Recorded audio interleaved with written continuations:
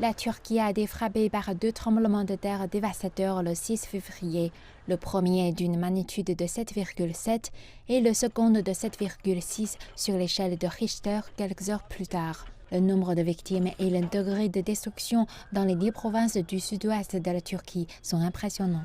Les habitants sont furieux. De fait, comprendre pourquoi il y a eu tant de destruction et qui sont les responsables n'est pas chose aisée. Selon les analystes, plusieurs facteurs ont contribué à des pertes de cette ampleur. Je pense qu'il est réaliste de résumer que, premièrement, les lignes de faille ne sont pas prises en compte et que le sol est incorrect.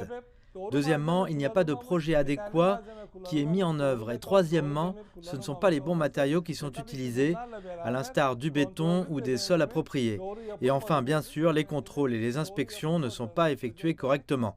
Des experts juridiques ont souligné que les responsables sont nombreux dans différents domaines. En conséquence, les entrepreneurs liés aux bâtiments détruits, ainsi que tous les fonctionnaires responsables de la délivrance des permis de construire et d'occupation qui n'ont pas rempli leur fonction d'inspection et qui sont responsables de la supervision et du contrôle, devront tous faire face à une responsabilité pénale dans cette affaire. Le gouvernement turc a également lancé une action en justice. Le ministère turc de la Justice a créé des bureaux d'enquête spéciaux dans les provinces touchées par le séisme afin d'enquêter sur les constructions défectueuses. Des dizaines de personnes ont été arrêtées et font actuellement l'objet d'une enquête en rapport avec l'effondrement de milliers de bâtiments entraînant des dizaines de milliers de morts et de blessés. L'Union des barreaux turcs demande que les suspects soient poursuivis pour meurtre.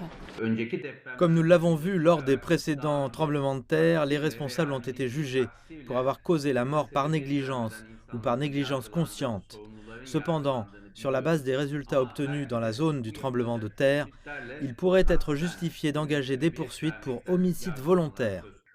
Les critiques ont souligné que les autorités locales étaient également responsables, étant donné qu'elles ont autorisé la construction de résidences dans des zones proches des lignes de faille.